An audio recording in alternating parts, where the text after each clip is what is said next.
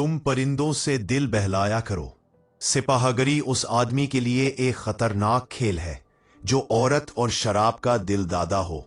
ये अल्फाज अप्रैल 1075 में सलाहुद्दीन अयूबी ने अपने चचाजाद भाई खलीफा असूले और अमीर सैफुद्दीन को लिखे थे।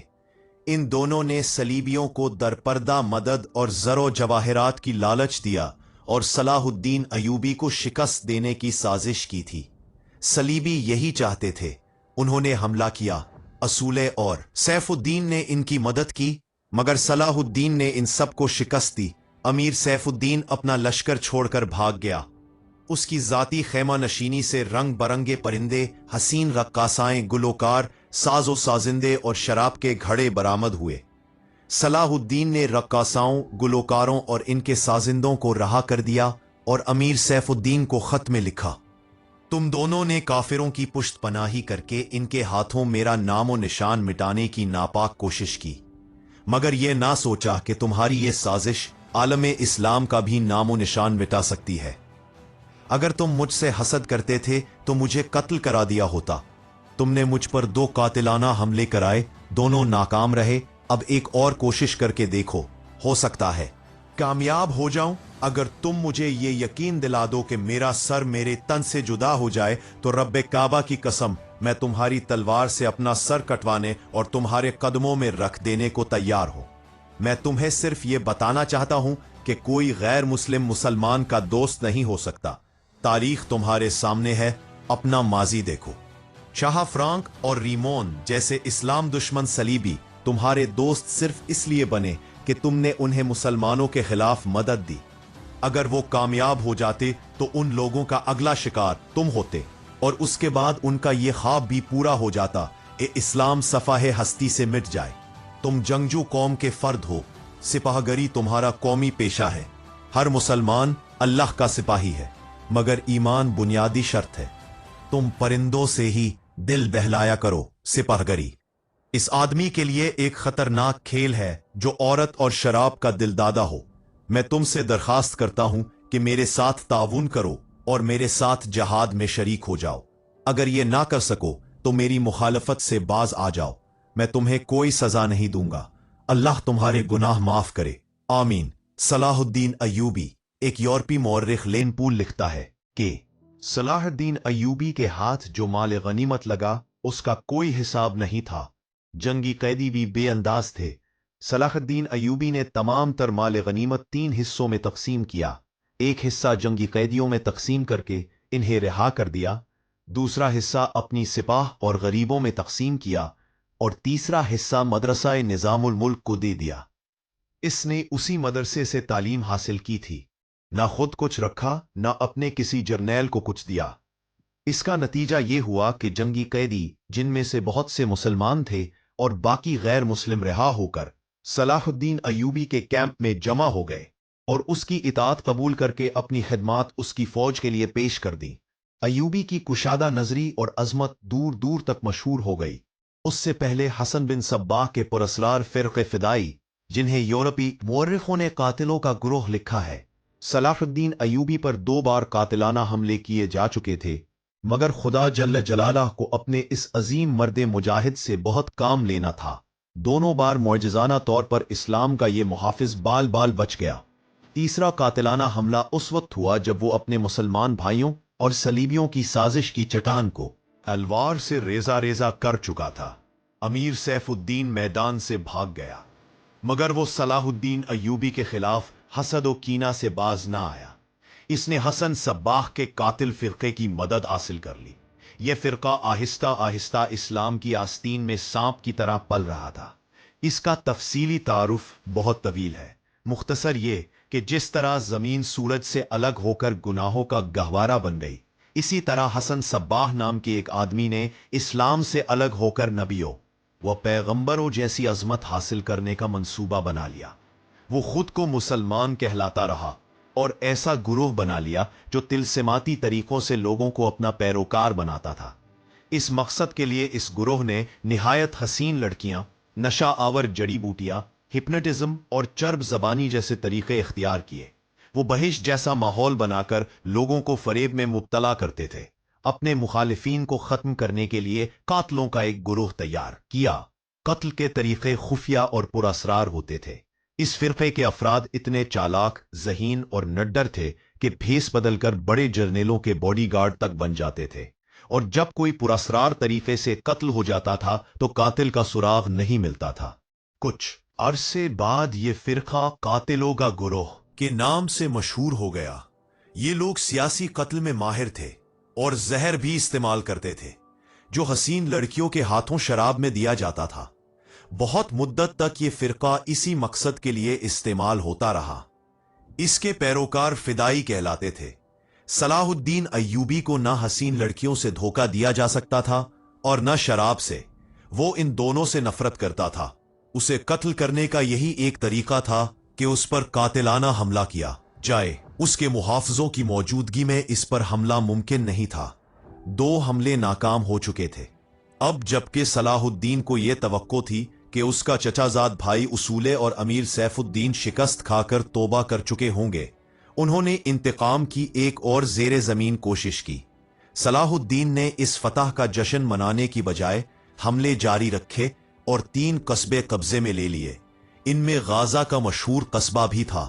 اسی قصبے کے گرد نواح میں ایک روز صلاح الدین ایوبی اسیر جار الاسدی کے خیمے میں دوپہر کے وقت غنودگی کے عالم میں سستا رہا تھا۔ اس نے اپنی وہ پگڑی نہیں اتاری تھی جو میدان جنگ میں اس کے سر کو سورج اور دشمن کی تلوار سے محفوظ رکھتی تھی۔ خیمے کے باہر صلاح الدین کے محافظوں کا دستہ موجود اور چوکس تھا، مگر باڈی گارڈز کے اس دستے کا کمانڈر ذرا سی دیر کے لیے وہاں سے چلا گیا۔ ایک محافظ نے صلاح الدین کے خیمے کے گرے ہوئے پردوں میں سے جھانکا۔ اسلام کی عظمت کے پاسبان کی آنکھیں بند تھیں اور وہ پیٹ کے بل لیٹا تھا۔ اس محافظ نے باڈی گارڈز کی طرف دیکھا۔ ان میں سے 3-4 نے اس کی طرف نگاہ کی۔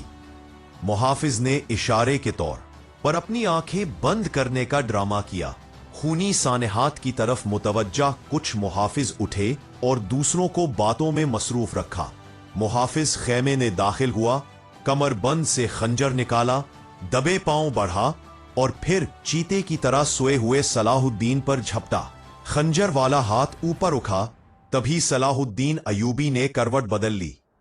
یہ نہیں بتایا جا سکتا کہ محافظ خنجر کہاں مارنا چاہتا تھا، دل میں یا سینے میں، مگر ہوا یوں کہ خنجر صلاح الدین ایوبی کی پگڑی کے بالائی حصے میں اتر گیا اور سر سے بال برابر فاصلے پر رک گیا۔ پگڑی سر سے اتر گئی اور صلاح الدین ایوبی بجلی کی تیزی سے اٹھ کھڑے ہوئے۔ انہیں یہ سمجھنے میں ذرا دیر نہ لگی کہ کیا ہو رہا ہے، کیونکہ ان پر اس سے پہلے بھی 2 قاتلانہ حملے ہو چکے تھے۔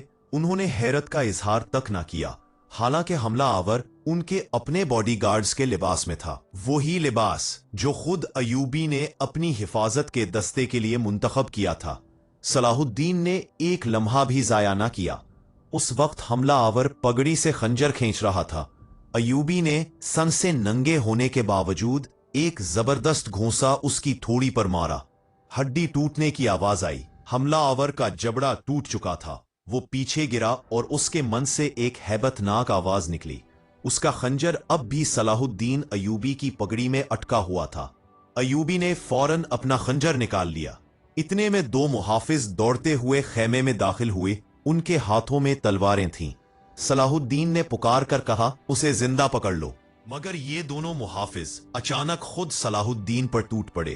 ایوبی نے ایک خنجر سے 2 تلواروں کا مقابلہ کیا۔ یہ مقابلہ صرف 1-2 منٹ کا تھا، کیونکہ باقی باڈی گارڈز بھی اندر آ گئے۔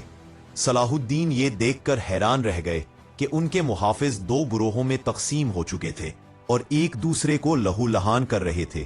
انہیں چونکہ معلوم نہیں تھا کہ ان میں دشمن کون ہے اور دوست کون، اس لیے وہ خود اس مارکے میں شریک نہ ہوئے۔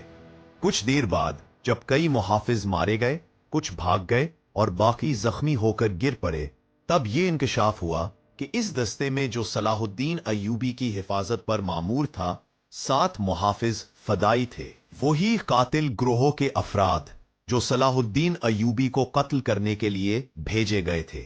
انہوں نے اس کام کے لیے صرف ایک فدائی کو خیمے میں بھیجا تھا، مگر اندر کی صورتحال بدل گئی۔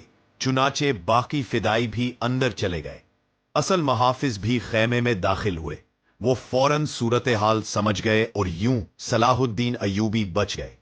अयूबी ने अपने पहले हमला आवर की शहरक पर तलवार की नोक रखकर पूछा कि वो कौन है और इसे किसने भेजा है। सच बोलने के बदले सलाहुद्दीन ने उसे जान बख्शी का वादा दिया। उसने बताया कि वो फिदाई है और उसे कैमिश्तगन, जिसे बाज मुअर्रिखों ने गंगश्तगीन लिखा है, ने इस काम के लिए भेजा था। कैमिश्तगन असूले के एक तिले का गवर्नर था। असल कहानी सुनाने से पहले यह जानना जरूरी है कि इन वाकयात से पहले का दौर क्या था। सलाहुद्दीन अयूबी का नाम, उनकी अजमत और तारीख इस्लाम में उनका मकाम किरदार किसी तारुफ के मोहताज नहीं। मिल्लत इस्लामिया तो उन्हें भूल ही नहीं सकती, बल्कि मसीही दुनिया भी उन्हें हमेशा याद रखेगी। लिहाजा ये जरूरी नहीं कि उनका शजरा नसब तफसील से बयान किया जाए। हम जो कहानी सुनाने लगे हैं वो इस नौयत की है कि जिसके कई पहलू तारीख नवीसों और वकाए निगारों ने कलम बंद किए हैं, और कुछ वाकयात सीना अगली नस्लों तक पहुंचे हैं। तारीख के सफ़हात में सलाहुद्दीन अयूबी के कारनामे तो महफूज है, मगर उन साजिशों का बहुत कम जिक्र मिलता है जो अपनों ने उनके खिलाफ रचाई और उनकी बढ़ती हुई शोहरत व अजमत को दागदार करने के लिए बार बार ऐसी हसीन लड़कियों के जाल में फांसने की कोशिश की जिनके हुस्न में तलिस्माती असर था। तारीख इस्लाम का ये हकीकी ड्रामा 23 मार्च 1169 के दिन से शुरू होता है, जब सलाहुद्दीन अयूबी को मिस्र का वाइस राय और फौज का सिपा सालार आला मुकर्रर किया गया। उन्हें इतना बड़ा रुतबा एक तो इसलिए दिया गया था कि वो हुक्मरान खानदान के नूनहाल थे, और दूसरे इसलिए कि अवाइले उम्र ही में वो फन्ने हर्बो ज़र्ब के माहिर हो गए थे। सिपाहगरी उनके खून में शामिल थी, ये विरासती जौहर था। उनके नजदीक हुक्मरानी का मतलब बादशाही नहीं, बल्कि इस्लाम की पासबानी, कौम की अजमत और अवाम की फलाह बहबूद था।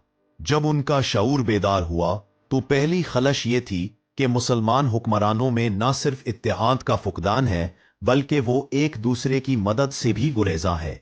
वो अय्याशी और गफलत में डूब चुके थे।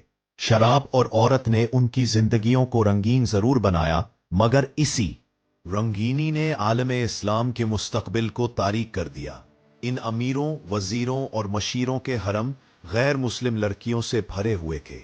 ज्यादातर ये लड़कियां यहूदी और ईसाई थीं, जिन्हें खास तरबियत देकर इन हरमों में दाखिल किया गया था। गैर मामूली हुस्न, चालाकी और अदाकारी में महारत रखने वाली ये औरतें मुसलमान हुक्मरानों के किरदार, गैरत और कौमी जज्बे को दीमक की तरह चाट रही थी। इसका नतीजा ये निकला कि सलीबी, फ्रांक और फरंगी मुसलमानों की सल्तनतों के टुकड़े निगलते चले जा रहे थे। बाज मुसलमान हुक्मरान शाह फ्रांक को सालाना खराज अदा करते थे। सलीबी अपनी जंगी कुव्वत के जोर पर छोटे मोटे हमले करते, इलाके पर कब्जा जमाने के बाद तावान और टैक्स वसूल करते। इनका मकसद यही था कि रफ्ता रफ्ता दुनिया इस्लाम को मुकम्मल तौर पर निगल लिया जाए। दूसरी तरफ मुसलमान हुक्मरान अपनी राया का खून नचोड़कर टैक्स अदा करते रहते ताकि उन्हें अपनी ऐशो इशरत में कोई खलल न पड़े। फिरका परस्ती के बीज भी बो दिए गए थे। इनमें सबसे खतरनाक फिरका हसन बिन सब्बाह का था, जो सलाहुद्दीन अयूबी की जवानी से तकरीबन 1 सदी पहले मारज़े वजूद में आ चुका था। ये मफाद परस्तों का एक नहायत खतरनाक और पुरस्रार फिरका था। ये लोग खुद को फिदाई कहलाते थे, जो बाद में हशीशीन के नाम से मशहूर हुए, क्योंकि वो हशीश नामी एक नशा आवर शय के जरिए दूसरों को अपने जाल में फांस लेते थे। सलाहुद्दीन अयूबी ने तालीम मदरसा निजामुल मुल्क में हासिल की। याद रहे कि निजामुल मुल्क दुनियाए इस्लाम की एक अजीम सल्तनत के वजीर थे। ये मदरसा उन्होंने खुद कायम किया था, जहां इस्लामी तालीम दी जाती थी और बच्चों को इस्लामी नजरियात, इखलाकियात और तारीख से बहरावर किया जाता था। एक मौर्रिख इब्नुल असीर के मुताबिक निजामुल मुल्क हसन बिन सब्बाह के फिदाइयों का पहला शिकार बने, क्योंकि वो रूमियों की तोसी पसंदी की राह में एक मजबूत चट्टान की तरह रुकावट थे। रूमियों ने 1091 ईस्वी में इन्हें फिदाइयों के हाथों कत्ल करा दिया। ताहम इनका कायम करदा मदरसा बाकी रहा और वही इदारा बाद में सलाहुद्दीन अयूबी की तालीम व तरबियत का मरकज बना। इसी जमाने में उन्होंने सिपाहगरी की इब्तदाई तालीम अपने बुजुर्गों से हासिल की। नूरुद्दीन जंगी ने उन्हें जंगी चालों, मुल्क के इंतजामी उमूर और सफारतकारी यानी डिप्लोमेसी के उसूल सिखाए। इस आला तालीम व तरबियत ने उनके अंदर वो जज्बा, गैरत और बसीरत पैदा की जिसने आगे चलकर उन्हें सलीबियों के मुकाबिल खड़ा कर दिया। अवाइल जवानी ही में सलाहुद्दीन ने वो ज़हानत और काबिलियत हासिल कर ली थी जो एक अजीम सपा सालार के लिए ज़रूरी होती है। सलाहुद्दीन अय्यूबी ने फ़न्ने हर्ब ज़र्ब में जासूसी, कमांडो कार्रवाइयों और गुरेला जंग को खसूसी अहमियत दी। वो समझ चुके थे कि सलीबी जासूसी के मैदान में मुसलमानों से आगे निकल चुके हैं और मुसलमानों के नजरियात पर निहायत खतरनाक हमले कर रहे हैं। चुनाचे सलाहुद्दीन अय्यूबी ने नजरियात के महाज पर लड़ने का फैसला किया, क्योंकि वो जानते थे कि तलवार से जीती हुई जंग वक्ती होती है, मगर अकीदे और फिक्र की जंग हमेशा के लिए जीती जाती है। इस कहानी में आगे आप देखेंगे कि जहां उनकी तलवार का वार गहरा होता था, वहीं उनकी मोहब्बत का वार इससे कहीं ज्यादा असर रखता था। इसके लिए तहम्मुल और बुर्दबारी की जरूरत थी, जो उन्होंने अवाइल उम्र में ही अपने अंदर पैदा कर ली थी। जब उन्हें मिस्र का वाइस राय और कमांडर इन चीफ बनाकर भेजा गया, तो उन सीनियर अफसरों ने हंगामा बर्पा कर दिया जो इस ओहदे की उम्मीद लगाए बैठे थे। उनकी नजर में सलाहुद्दीन अय्यूबी अभी एक तिफले मकतब थे, मगर जब इस तिफले मकतब ने उनका सामना किया, उनकी बातें सुनी और उन्हें जवाब दिया, तो उनका सारा एहतजाज सर्द पड़ गया। मौर्रिख लेनपोल के मुताबिक सलाहुद्दीन अय्यूबी नज़्म ज़ब्त के मामले में निहायत सख्त साबित हुए। उन्होंने तफरीह, अय्याशी और आराम को अपने और अपनी अफवाज के लिए हराम करार दिया। उन्होंने अपनी दिमागी और जिस्मानी कुव्वतों को सिर्फ एक मकसद पर मरकूज कर दिया कि सल्तनत इस्लामिया को मुस्तहकम करना है और सलीबियों को इस मुकद्दस सरजमीन से निकाल बाहर करना है। उनकी सबसे बड़ी ख्वाहिश फलस्तीन पर कब्जा करना थी और उन्होंने यही मकसद अपनी फौज के सामने रखा। मिस्र का वाइस राय बनने के बाद उन्होंने ऐलान किया कि खुदा ने मुझे मिस्र की सरजमीन दी है, इसकी ज़ाते बारी मुझे फलस्तीन भी जरूर अता करेगी। मगर जब वो मिस्र पहुंचे तो उन्हें एहसास हुआ कि उनका असल मुकाबला सिर्फ सलीबियों से नहीं, बल्कि अपने ही मुसलमान भाइयों से भी है, जिन्होंने उनकी राह में बड़े बड़े हसीन जाल बिछा रखे थे, जो सलीबियों की साजिशों और जंगी कुव्वत से कहीं ज्यादा खतरनाक थे। मिस्र में उनका इस्तकबाल जिन ज़ोमा ने किया, उनमें एक सालार नाजी नाम का शख्स खास अहमियत रखता था। सलाहुद्दीन अय्यूबी नाकरे ने सबको सर से पांव तक गौर से देखा। सबके होंठों पर मुस्कुराहट थी और जबानों पर मोहब्बत और अकीदत की चाशनी, मगर बाज पुराने अफसरों की निगाहों में तंज, हसद और तमस्खुर साफ झलक रहा था। वो सलाहुद्दीन अय्यूबी के सिर्फ नाम से वाकिफ थे, या ये जानते थे कि वो हुक्मरान खानदान के फर्द और अपने चचा के जानशीन हैं। वो ये भी जानते थे कि नूरुद्दीन जंगी रहमतुल्लाह अलैह के साथ इनका क्या रिश्ता है। उनकी निगाहों में सलाहुद्दीन अय्यूबी रहमतुल्लाह अलैह की अहमियत सिर्फ उनके खानदान की बदौलत थी, या इस वजह से कि वो मिस्र के फौजी वाइस राय बनकर आए थे। इसके सवा उन्होंने सलाहुद्दीन अय्यूबी को कोई खास अहमियत ना दी। एक बड़े अफसर ने अपने साथ खड़े अफसर के कान में कहा, बच्चा है, हम इसे संभाल लेंगे। मौर्रिखीन और उस वक्त के वकाई निगार ये नहीं बता सके कि सलाहुद्दीन अय्यूबी ने उन लोगों की नजरें भांप ली थीं या नहीं, मगर वो इस्तेकबाल करने वाले उस हजूम में वाकई एक कम उम्र और नर्म दिल नौजवान लग रहे थे। अलबत्ता जब वो नाजी के सामने मुसाफहे के लिए रुके तो उनके चेहरे पर एक वाज़ेह तब्दीली आ गई। वो नाजी से हाथ मिलाना चाहते थे, लेकिन नाजी जो उनके बाप की उम्र का था, दरबारी खुशामदियों की तरह सबसे पहले झुका, फिर अय्यूबी से बगलगीर हो गया। उसने अय्यूबी की पेशानी चूमकर कहा, मेरे खून का आखिरी कतरा भी तुम्हारी जान की हिफाजत के लिए बहेगा। तुम मेरे पास जिंदगी और शरका की अमानत हो। मेरी जान अजमत इस्लाम से ज्यादा कीमती नहीं। सलाहुद्दीन अय्यूबी ने आजिज़ी से नाजी का हाथ चूमकर कहा, मोहतरम, अपने खून का एक एक कतरा संभाल कर रखिए। सलीबी सियाह घटाओं की मानंद छा रहे हैं। नाजी ने जवाब में सिर्फ मुस्कुराहट पर इक्तफा किया, जैसे सलाहुद्दीन अय्यूबी ने कोई लतीफा कह दिया हो। सलाहुद्दीन अय्यूबी शायद इस तजर्बाकार सालार की इस मानंद खेज मुस्कुराहट को नहीं समझ सके। नाजरीन, आज के लिए इतना ही। हमारी वीडियो से बाखबर रहने के लिए हमारे चैनल को सब्सक्राइब करें और नीचे मौजूद बेल आइकन को जरूर दबाएं। आपसे इंशाअल्लाह जल्द मुलाकात होगी इसी कहानी की नई किस्सत के साथ। तब तक के लिए अपना बहुत सा ख्याल रखिएगा। हमारा और आपका अल्लाह निगहबान।